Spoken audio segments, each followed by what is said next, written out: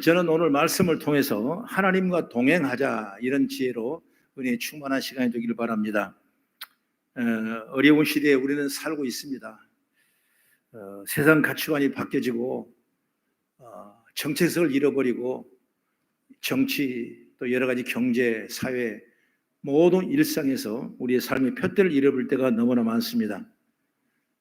우리 기독교인들도 마찬가지입니다. 어렵게 긴장할 때는 늘 하나님과 동행한다는 그런 신앙을 유지하는 지혜가 있기를 간절히 바랍니다.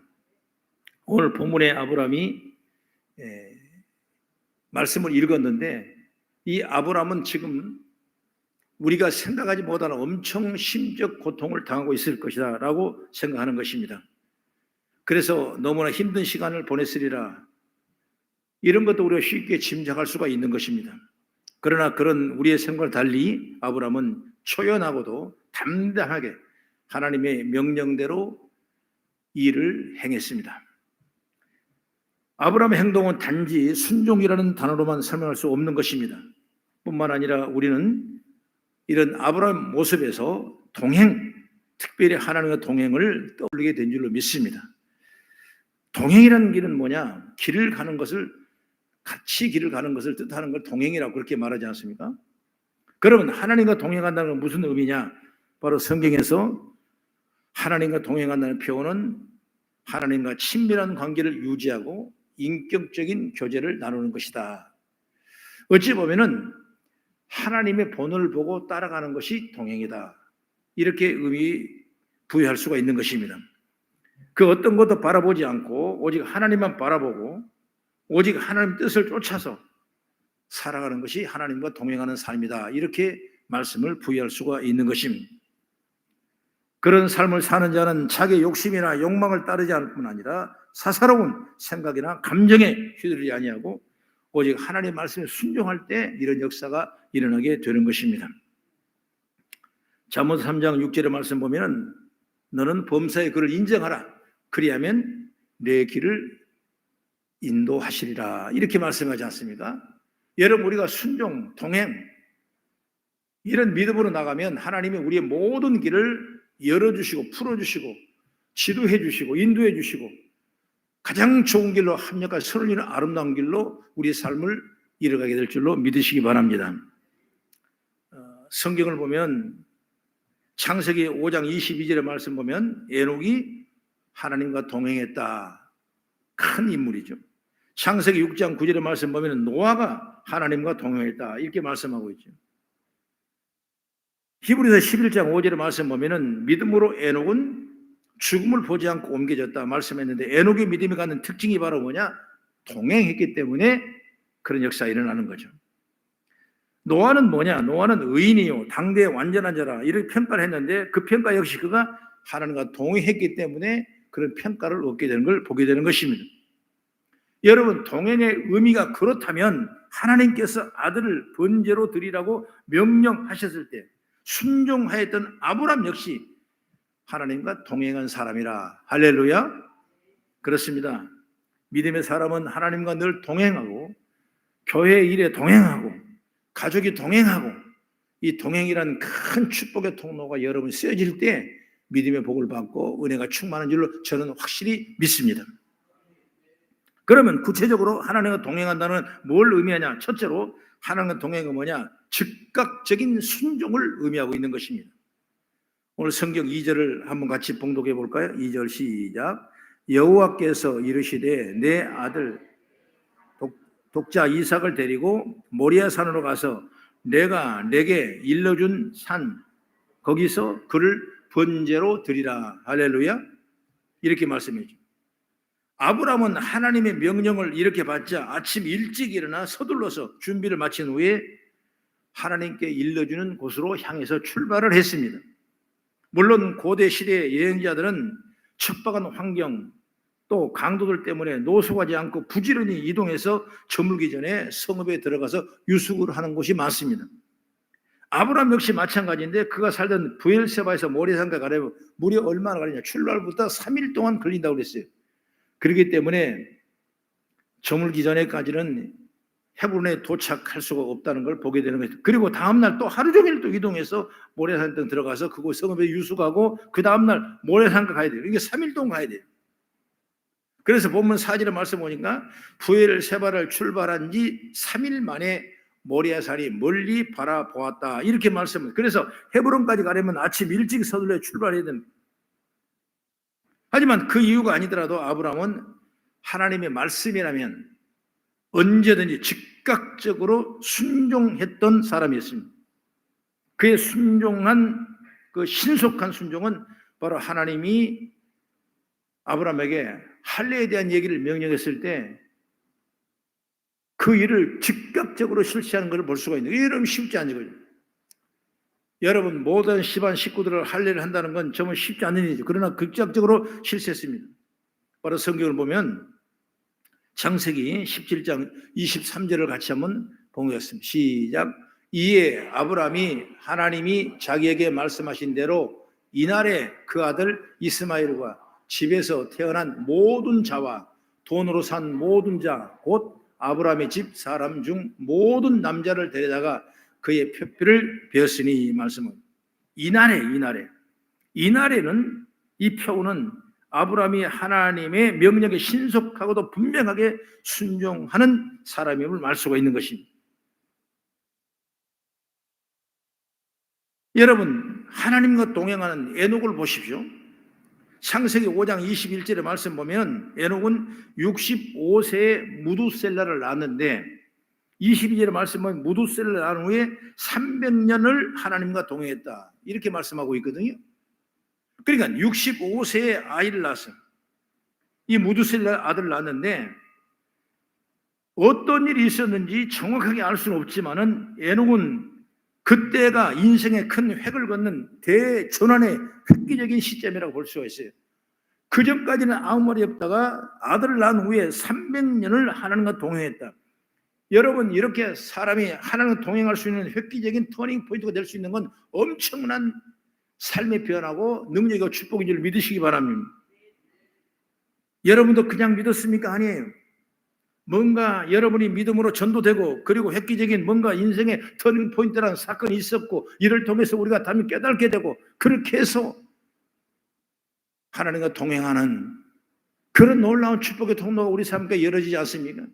그냥 멍청한 대로 생각한 대로 그냥 느슨한 대로 이런 대충 대강 믿어지는 거 아니십니까? 뭔가 획기적인 삶의 역사가 우리 삶 속에 있겠기 때문에 믿음을 통해서 알게 되고 그 믿음을 통해서 하나님과 동행하는 역사가 임한 걸 보게 되는 것이죠. 여러분 제 생각도 맞아요. 개인적인 얘기지만은 여러분 대충 살아 충분히 먹고 살 만한 여러분 내가 왜 이런 사역적인 사명을 감당해야 되는가? 그러나 하나님께서 이 일을 감당하기 위해서 획기적인 터닝 포인트나 사건을 내게 주셨습니다. 사람을 병들게 만들었습니다. 어렵게 만들었습니다. 모든 걸 잃어버리게 만들었습니다. 그리고 정말 아무것도 안 보이는데 보이는 건 뭐냐? 하늘밖에 안 보이는 거예요. 하늘밖에 안 보이니까 하늘 쳐다보는 겁니다. 그러다가 여러분 하나님 만나는 거예요. 그렇게 해서 인생의 삶에 획기적인 터닝 포인트가 생겨지고 그때부터 평생을 일생을 자손 대대로 내가 하나님과 동행해야 되겠다. 그래서 가훈을 바꿨습니다. 나와 내 집은 오직 여호와만을 섬기노라. 여호수아 14장 15절의 말씀을 써놓고 여러분 끊임 기도했습니다. 여러분 이게 나의 삶의 모든 모습입니다. 여러분 이처럼 에녹이라는 사람이 그 무드셀을 낳고 65세에 낳았는데 그때 어떻게 되는지 모르지만은 그 낳고 나서 300년 동안을 하나님과 동행했다. 여러분 이것이 영적으로 우리 느껴지고 받아지고 믿어진다면 우리 삶도 이런 삶으로 돌아가는 역사가 있기를 주의 이름으로 축원합니다. 또 그냥 그대로 넘어지고 또 무너지고 그러니까 그 사건이 또 반복되고 또 어려움이 또 반복되고 여러분 이걸 여러 악한 저주의 귀신을 다 떨쳐버려야 돼. 다 묶어버려야 돼. 그리고 믿음으로 승리하고 하나님과 끄레 손을 잡고 동행했을 때 그때 기적이 일어나고 능력이 일어나고 축복의 통로가 일어나게 될 줄로 믿으시기 바랍니다. 노아는 어땠습니까? 잘 아신 것처럼 노아는 하나님께 받은 명령 방주를 만들라는 것이었습니다. 노아가 탈 수 있는 적당한 크기의 방주가 아닌 것입니다.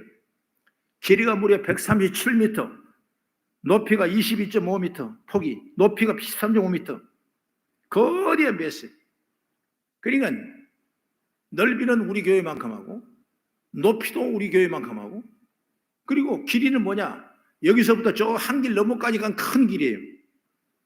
그 정도로 큰 배를 여러분 노아가 만들었어요. 지금이야 과학이 발달하고 여러 가지 편리한 도구가 있었겠지만 당시에는 여러분 그럴 수 없는 것입니다.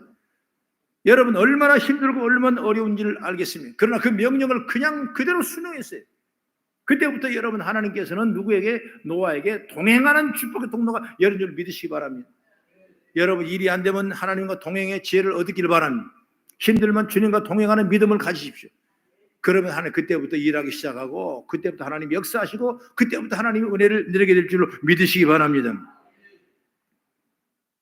창세기 6장 22절 말씀 보면 노아가 그같이 하여 하나님이 자기에게 명령한 대로 다 준행하였다라 말씀하고 있습니다. 에녹이나 노아, 아브라함 보면 하나님과 동행한다는 건 하나님의 명령에 무조건 순종하고 복종했다, 이런 걸 우리가 알 수 있는 것입니다. 여러분 환경이나 상황이 아무리 어려워도 순종하는 것이야말로 하나님께 동행하는 특징의 은혜인 줄 믿으시기 바랍니다. 여러분 하나님과 동행하는 사람입니까? 그렇다면 지금까지 하나님의 명령에 어떻게 반응했습니까? 돌아보면서 진정으로 순복하는 우리 성도가 되길 주의 이름으로 축원합니다. 그 다음에 두 번째 뭐냐? 하나님과 동행은 뭐냐? 하나님에 대한 신뢰와 믿음입니다. 철저한 신뢰와 믿음 때문에 동행하는 거예요. 이 말씀 보면 히브리서 11장 19절 한번 찾아보세요. 시작. 그가 하나님이 능히 이삭을 죽은 자 가운데서 다시 살릴 줄로 생각한지라. 비유컨대 그를 죽은 자 가운데서 도로 받을 것이니라. 아브라함은 아들을 죽이더라도 하나님께서 그 죽은 아들을 다시 살리실 줄로 믿었다 그 말이에요. 이게 바로 생각한지라. 이 헬라어는 단순한 견해가 아니라 단호한 내적인 확신이나 신념을 나타낼 때 생각한지라 이렇게 표현하고 있는 것입니다. 그만큼 아브라함은 이삭이 다시 살 것을 굳게 믿은 것입니다. 여러분 죽은 아들이 살아날 것이라는 아브라함 믿음은 모레산 아래에서 그의 종들에게 한 말이 이미 드러난 것입니다. 오늘 본문의 5절의 말씀 다시 한번 보겠습니다. 시작.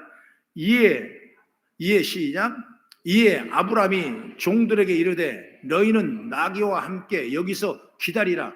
내가 아이와 함께 저기 가서 예배하고 우리가 너에게로 돌아오리라 하고 말씀해요. 여러분 그가 이삭의 죽음과 더불어 하나님께서 이삭을 다시 살리실 것을 확실히 믿었기 때문에 그러는 거예요.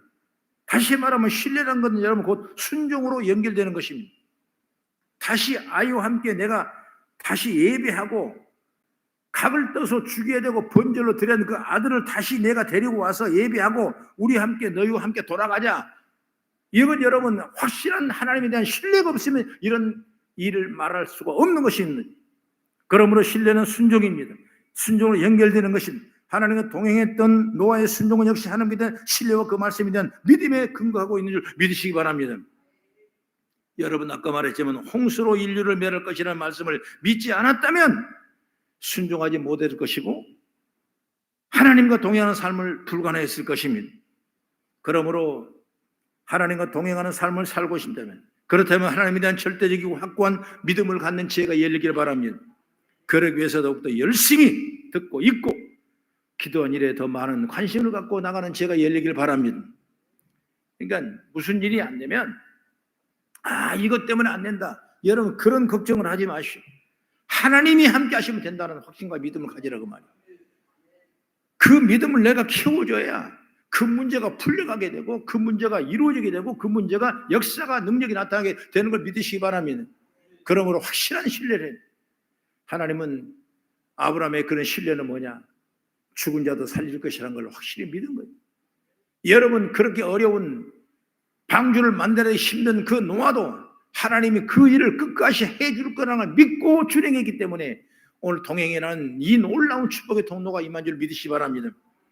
여러분도 주님과 함께 신뢰하고 믿음을 가지고 순종하고 동행한다면 여러분 삶 속에 아름다운 축복의 열매가 맺게 될 줄로 저는 확실히 믿습니다. 마지막으로 세 번째, 하나님과 동행은 거룩한 삶이다. 하나님 말씀에 순종한 사람, 하나님에 대한 절대적인 믿음이 있는 사람은 모든 삶이 하나님께 딱 맞춰졌어요. 여러분 거룩한 주일날 오늘 오는 것도 우리 모든 삶이 비록 한 주간이지만은 여기에 다 맞춰졌지 않습니까? 그렇죠? 주일날 비가 오나 눈이 오나 내가 어디 갔든 어디 있든 간 내가 예배는 드려야지 라는 그 시선은 뭐냐? 그 삶의 모습이 이 초점이 어디에 맞춰지냐? 주님 앞에 다 맞춰져 있는 거예요. 이게 축복이에요. 이게 축복. 아니야 오늘은 괜찮을 거야. 아니면 뭐 내일이면 괜찮을 거야. 이거 여러분 우스운 생각하지 마시오. 절대적인 신뢰만. 물론 처음에 믿음을 가질 때는 그럴 수가 있죠. 아주 확실한 믿음이 없기 때문에. 그래서 여러분 믿음은 어디까지 이렇게 주님 앞에 시선을 고정할 수 있을 만큼 초점을 맞출 수 있는 만큼 그런 믿음으로 여러분을 키워가는 것이 바로 나는 교회의 사명이라고 생각해요. 그래야 벗어나지 않는 거죠. 내가 아는 어느 집사님 한 분 계셨는데 훌륭한 집사님인 줄 알았어요. 그랬더니 성가대도 나와야 되는데 성가대도 안 나오고 그 이사가도 그래서 물어봤더니 아니 어떻게 이번 주일 안 나오셨습니까? 그렇지만 말이야 기가 막히게 목사님 근데 말이에요 제가요 그냥 안 나온 것이 아니라 결혼식 갔다 왔어요. 그래요. 참 시대가 그러니까 결혼식 갔다 올 만하죠. 충분히 이해는 하죠.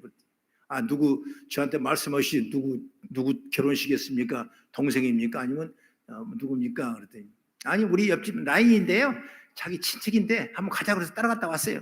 아이고 주여 그 라인 사는 사람하고 그 집 친척 사람하고 우리 집사님하고 무슨 관계가 있겠냐고 말이요. 초치고 팔짝 뛰었더라고 내가 그 얘기를 들었을 때 이거밖에 안 된가 싶어요. 여러분 안 가도 그 먼 친척집에 안 가도 남의 친척집에 안 가도 여러분 충분히 내가 표시할 수가 있고 충분히 감사할 수가 있고 얼마든지 여러분 교제를 나눌 수 있는데 불구하고 그냥 홀랑 따라갔다 온 것이 뭔가 내가 배신을 당하는 그런 느낌이 들더라고 그런 것입니다. 그때부터 안 되겠다. 성도를 잘 가르쳐야 되겠다. 성도들이 잘 따라야 되겠다. 무엇이 뭔가를 가르쳐야 되는 것이다. 일이 뭐고 이가 뭐고 하나님 뭐고 교회가 뭐고 여러분 다시 말하면 우리의 초점을 어디다 맞춰야 하냐? 다 교회에다 맞춰야 돼. 응? 그게 축복의 축복 통로예요. 그러므로 그런 삶을 살 때 우리 삶은 구별된 삶, 거룩한 삶을 살게 되게 믿으시기 바랍니다. 여러분 거룩한 삶이란 하나님의 마음과 뜻이 무엇인지 알고자 하고 그 뜻을 따라 살고자 하는 그 삶이 바로 뭐냐? 거룩한 삶이에요. 여러분 죄는 여러분 뭡니까? 하나님 뜻에 어긋나는 반면에 거룩은 하나님 뜻에 맞추는 겁니다. 좋은 옷 입고 여러분 목욕하고 여러분 머리 깨끗이 깎고 여러분 그래서 여러분 우리가 거룩한 것이 아닙니다. 우리의 모든 삶을 어디다 맞춰? 하나님 뜻에 맞추는 거죠. 그게 바로 최고의 거룩한 삶이에요. 바로 하나님과 동행하는 사람은 그런 특징이 있다는 사실을 믿으시기 바랍니다. 그래서 사무엘 선지자가 그런 말씀을 했죠. 사무엘상 15장 22절의 말씀 보면은 순종이 제사보다 낫고 듣는 것이 수양의 기름보다 나으니라 이렇게 말씀하고 있지 않습니까? 여러분 예배는 뭡니까? 최고의 거룩성이지 않습니까? 구별되는 거죠. 제사는 여러분 철저하게 거룩하게 드리는 것이 구약이나 신약의 성도를 통해 보지 않습니까? 그런데 사무엘 선지자는 뭐렇게 말합니까? 순종이 제사보다 낫다. 그리고 거기에 제사를 드릴 때 온갖 제물을 드리고 기름을 드리고 양을 바치는 그거보다도 뭐냐? 바로 순종이 낫다. 이만큼 순종이 여러분 중요한 것입니다. 여러분 순종은 어디서 옵니까? 믿음의 신뢰에서 온 줄 믿으시기 바랍니다. 내가 믿지 않으면 순종할 수 없는 거예요. 내가 신뢰하지 않으면 순종할 수 없는 거예요. 내가 믿으니까 순종하는 거예요. 에녹이 믿으니까 여러분 순종해서 동행하는 거예요. 아브라함이 믿으니까 내가 순종해서 그 아들 독자 이삭을 번제물로 드리는 겁니다. 노아가 믿으니까 하나님이 신뢰하니까 여러분 120년 동안 누구도 방해하고 어렵게 만들고 힘들게 만들고 다 조소하지만은 그런 방주를 만드는 위대한 역사인 줄 믿으시기 바랍니다. 여러분 오늘 믿으니까 나오는 거예요. 여러분 철저하게 하나님을 믿으시기 바랍니다. 목사님은 못 믿어도 여러분 하나님을 철저하게 믿기 바랍니다.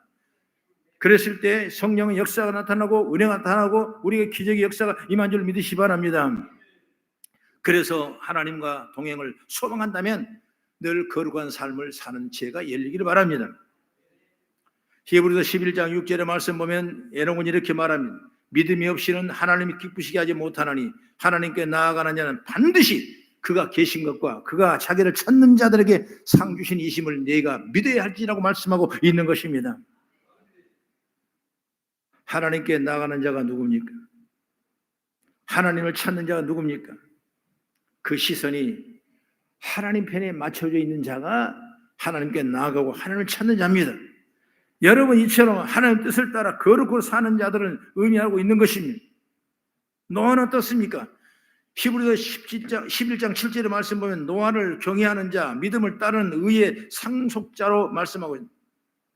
하나님 말씀에 두려워 떠는 자가 그분의 뜻에서 벗어나 삶을 살겠냐 그 말이에요. 그러므로 하나님의 거룩은 아니더라도 하나님의 거룩한 삶을 살고자 하는 부단한 노력 가운데 살았을 때 그때 역사가 일어나고 복의 축복이 된 줄 믿으시기 바랍니다.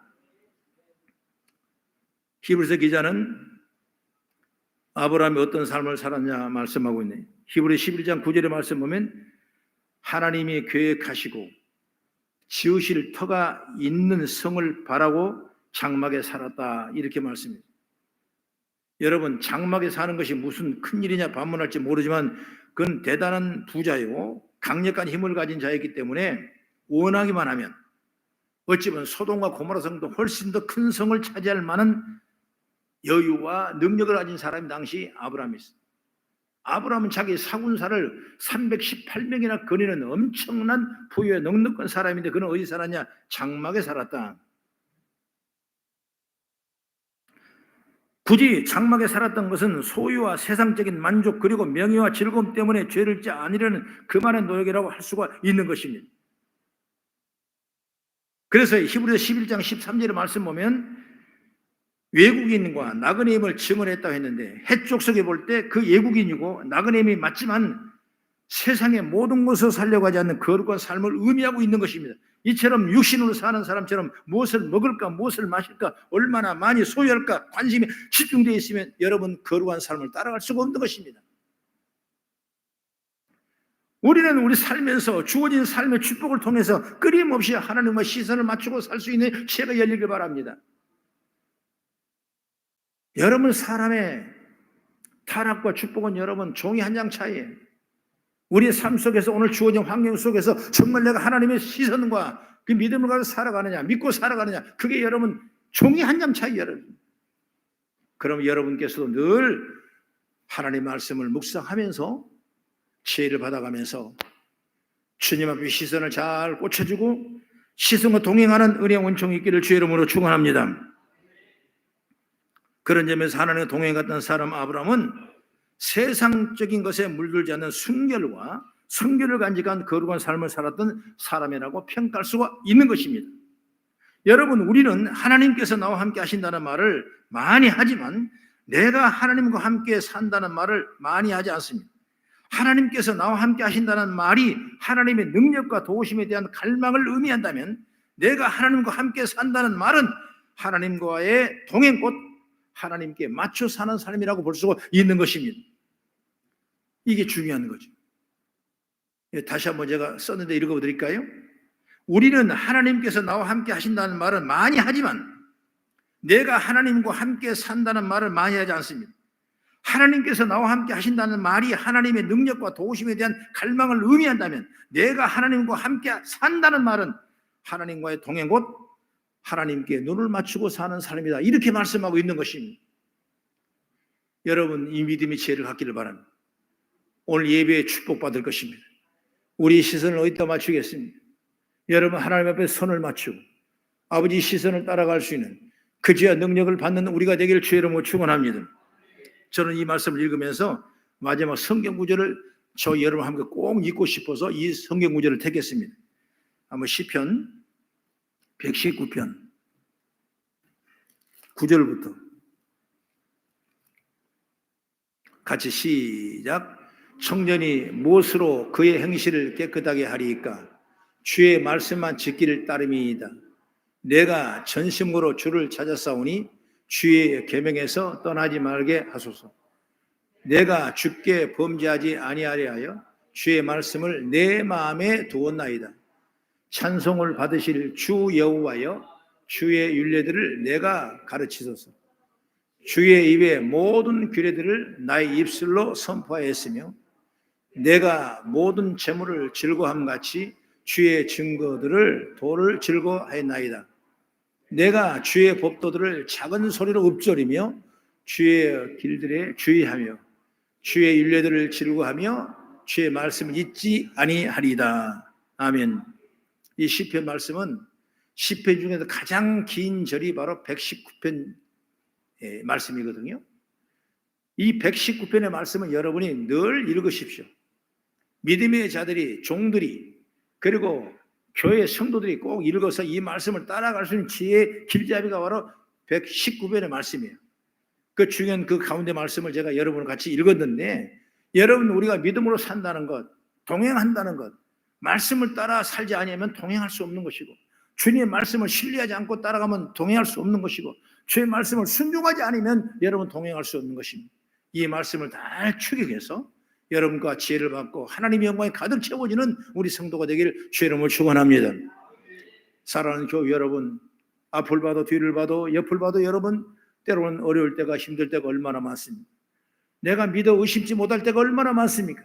그럴 때마다 우리는 세상 바라보지 말고, 여러분 옆 바라보지 말고, 뒤돌아보지 말고 앞을 바라볼 때 주의 말씀을 붙잡고 말씀을 순종하고 말씀을 신뢰하고 하나님 동행하는 그런 능력을 통해서 더 좋은 축복의 통로가 여러분 삶 속에 있기를 난 주의 이름으로 축원합니다.